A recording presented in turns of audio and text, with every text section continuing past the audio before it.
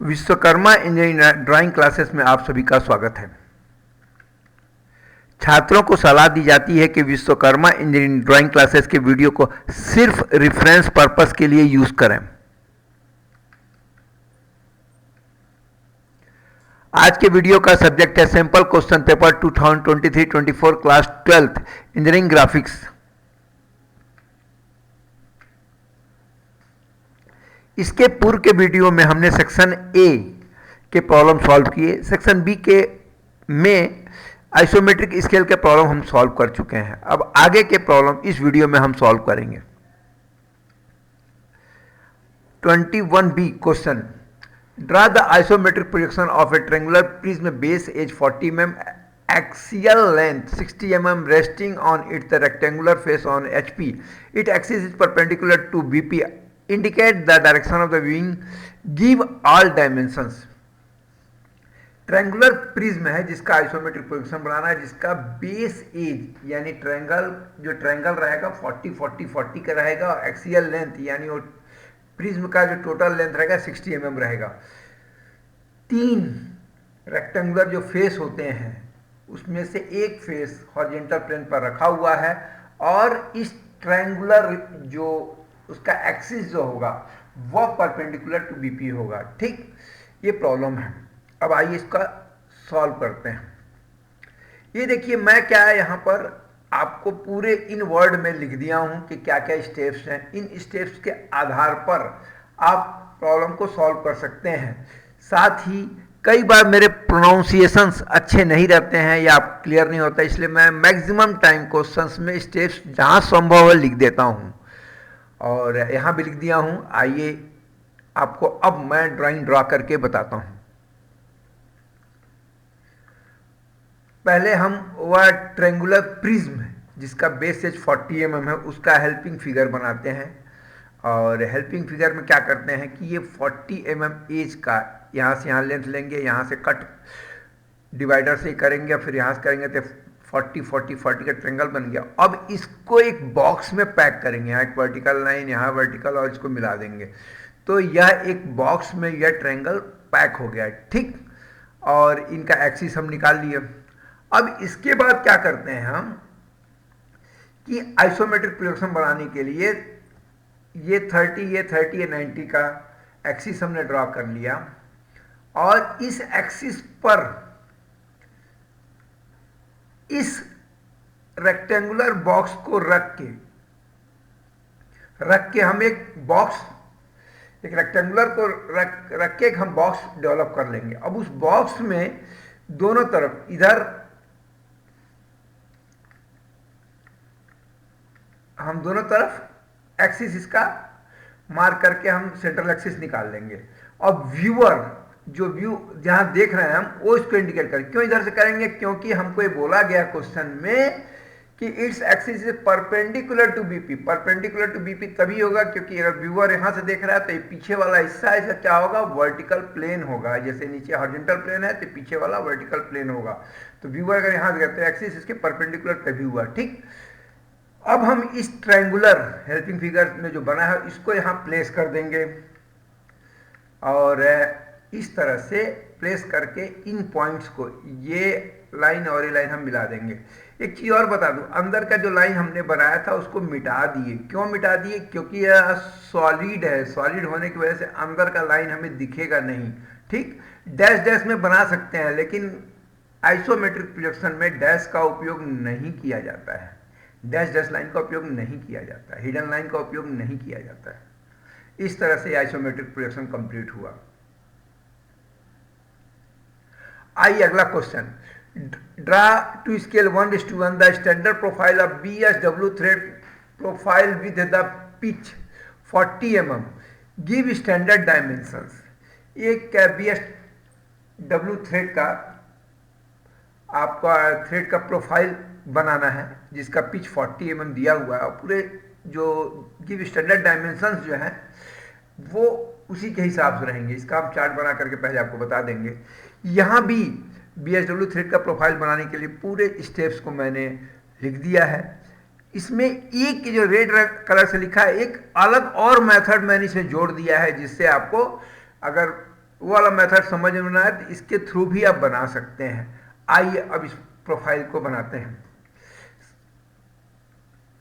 पहले हम क्या कर लेंगे कि एक हॉरिजॉन्टल लाइन खींच लेंगे ये, और इसके पैरेलल में एक लाइन और खींचेंगे। इसके दोनों के बीच का डिस्टेंस कितना होगा, D, capital D, 0.96 P, 0.96 P, यानी पी कितना है 40 mm। तो उससे आप मल्टीप्लाई कर जो डिस्टेंस आएगा उसका दो पैरेलल लाइन आप खींच लेंगे।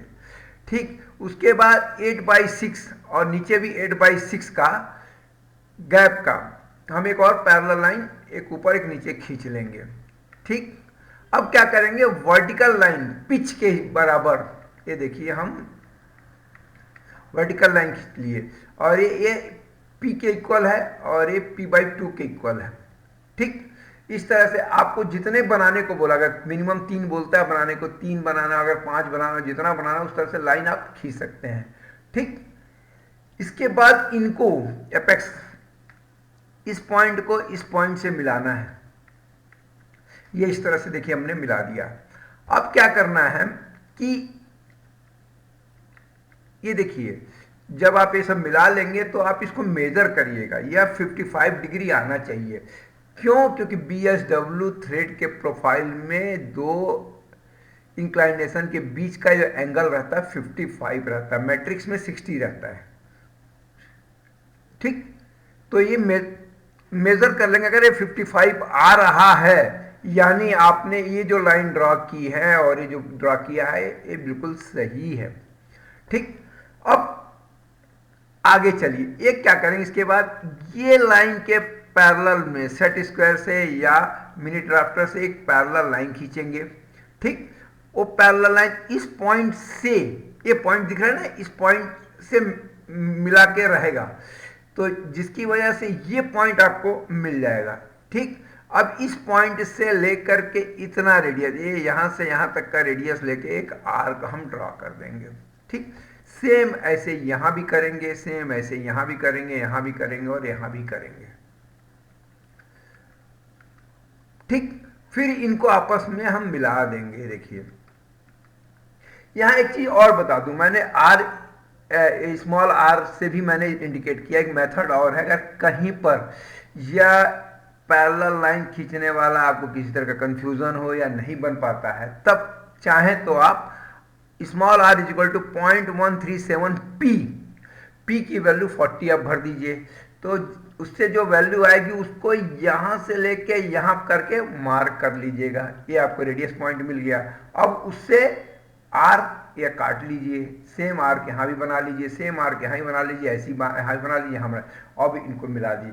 अब जो सॉलिड पार्ट है उसका हम सेक्शनिंग कर देते हैं। इस तरह से BSW थ्रेड का प्रोफाइल कंप्लीट हुआ।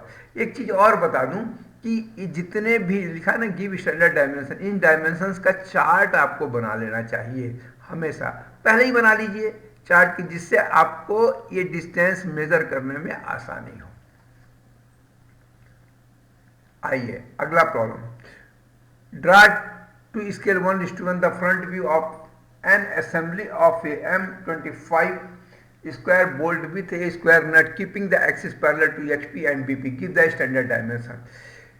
ये देखिए M25 स्क्वायर बोल्ट का और नट का असेंबली का हमको जो ड्राइंग ड्रॉ करना है, इसका गिव स्टैंडर्ड डायमेंशन।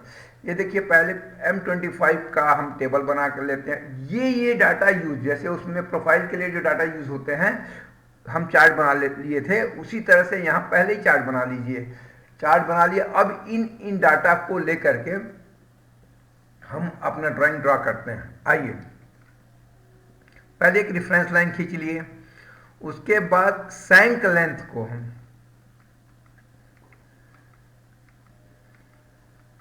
ये देखिए ये सैंक लेंथ है 2D+6। ठीक, और ये अंदर थ्रेड का जो थ्रेड होता है उसका डेप्थ में जो होता है ना, ये 0.8D रहता है, ये 0.8D रहता है।